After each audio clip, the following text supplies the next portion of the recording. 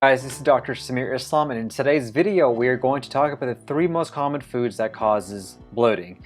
For those of you guys who are joining me for the first time, my name is Samir Islam. I am a board certified gastroenterologist practicing in Lubbock, Texas. Here's my website, and my passion is to give you accurate information about your gut, what you can do to help out with your gut based on actual clinical evidence and not based on random things that people may be talking about and things that are not based on clinical studies or scientific literature.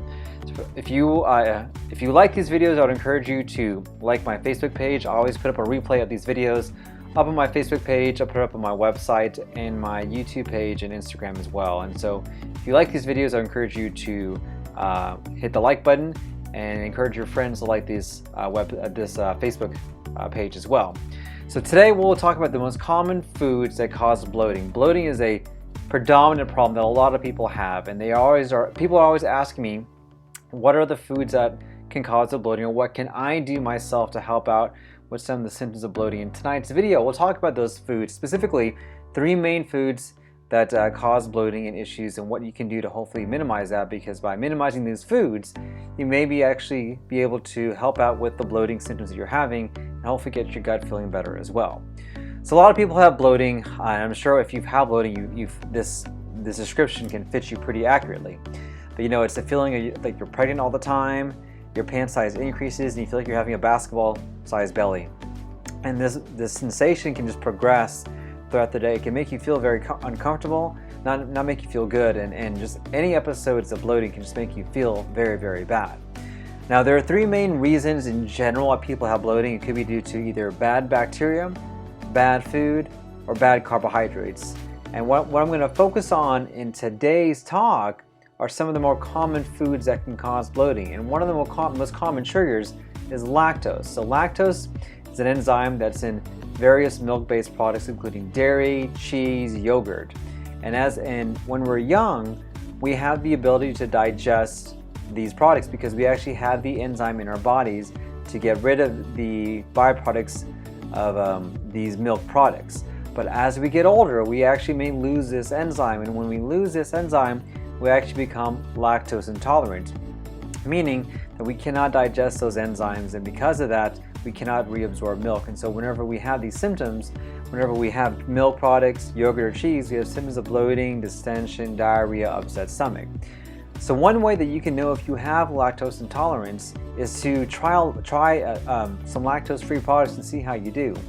If you notice your symptoms get better on a lactose-free product, such as Lactaid or taking Lactaid pills, then you know you may be lactose intolerant. Or if you notice that your symptoms seem to get worse, if you have things like milk, cheese, dairy, then that will give you the clue that you actually may have lactose intolerance, which could be a cause for your bloating and maybe a reason why you're bloating as well. Especially if you notice your symptoms after having ice cream or milk, that may be a cause for why you're having some of your gut issues. So one of the things that we try, I myself am lactose intolerant. I cannot take any milk without having a pretty significant GI problem inside my gut.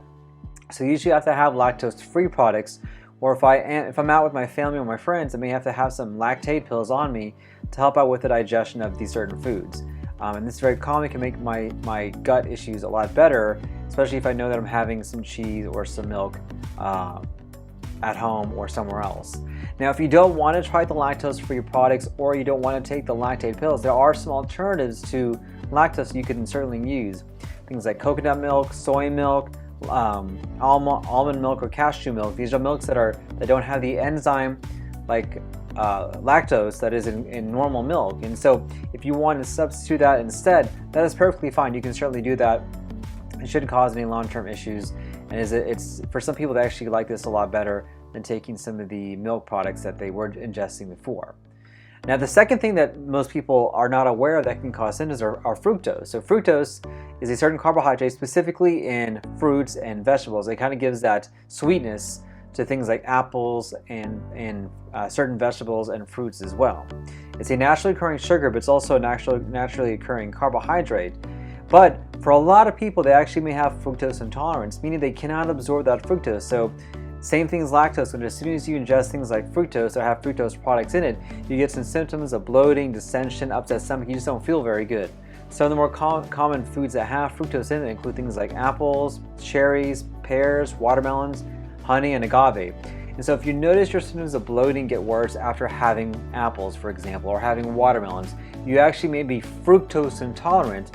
And by minimizing or getting rid of those fructose products, you actually may help out with your symptoms and get yourself feeling better as well. Now, if you want to substitute things that don't have a lot of fructose in that, one of those things are certainly bananas. Other things are blueberries, cantaloupe, stevia, or maple syrup. These are other substances you can take that not only is good for you, but that don't have the fructose sugar or carbohydrate in it, so you don't have the symptoms of bloating that can occur. And a lot of people are not aware of the amount of fructose in other things besides fruits and vegetables. High fructose corn syrup is in a lot of different products all throughout the US that we eat. And this may be another reason why you're having indigestion or bloating. You may have fructose intolerance, but not realizing that the food that you eat, such as ketchup or mayonnaise, has high fructose corn syrup in it, which in turn will make you feel a lot better. Certain soft drinks, especially Dr. Pepper or Coke, has high fructose corn syrup as well, which can make your symptoms a lot worse. And this may be another reason why you may be having symptoms of bloating and distension as well. And lastly, there's this new kid on the block called the FODMAPs, and these are certain carbohydrates that include things like fructose, lactose, fructans, and galacto-oligosaccharides.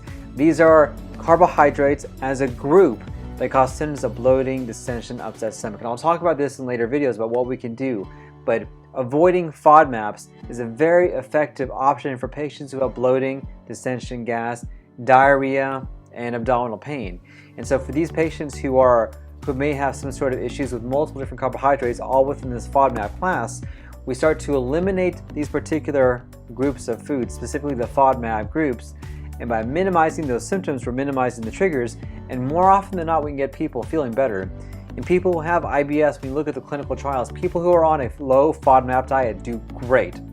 They feel better, their GI symptoms go away, and they feel like a new person. I put a lot of patients on the low FODMAP diet, and they actually do really, really well.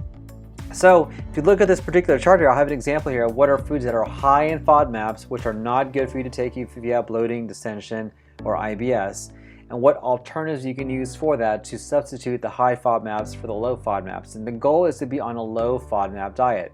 So things like asparagus, artichoke, onions are high on the FODMAP lists, and by avoiding that or substituting the low FODMAP foods for those, such as cucumber, lettuce, or tomatoes, you're able to minimize your symptoms as well. Same thing with fruits. There are certain fruits that are high FODMAPs which may cause your issues. There are certain milk products that are high FODMAP as well. Certain proteins that are high FODMAP, biscuits, bread and cereal, nuts and seeds, etc., etc. And by minimizing the high FODMAP diets and putting in the low FODMAP diets, your symptoms will get better. You'll start to feel better overall. Your gut issues should actually resolve as well. But these are the three main food items that can cause a lot of bloating to occur: lactose or dairy products, fructose, or as a group the FODMAPs. And by minimizing these three types of foods, more often than not, we're able to help control bloating and distension through dietary means. So my question for you guys is, what foods have you guys noticed that causes bloating? Have you noticed any particular foods that you say, hey, if I eat this food, I know I'm going to get sick, I know I'm going to have bloating, I know I'm going to have distension? Are they part of the high FODMAP group? Are they lactose? Are they fructose type foods? I want to hear what you guys have to say. Comment down below so I can hear what you guys have to say and read what you guys think are the most common triggers for your particular body for bloating. I want to thank you guys for joining me today. Every 7:30 p.m. I do a Facebook Live, and I'll repost the replay of this video both on my YouTube page and on my Facebook page and on Instagram TV as well. If you do like what you're seeing, I would encourage you to like this page. If you want to follow my videos, follow my YouTube page as well. And you also want to follow me on social media, including my Instagram and, like I mentioned before, my YouTube page. I want to thank you guys for joining me today. If you have any questions about what other issues you may have about your gut, whether it's bloating or distension, and anything you want to know, I'd encourage you to comment down below so I can hear that.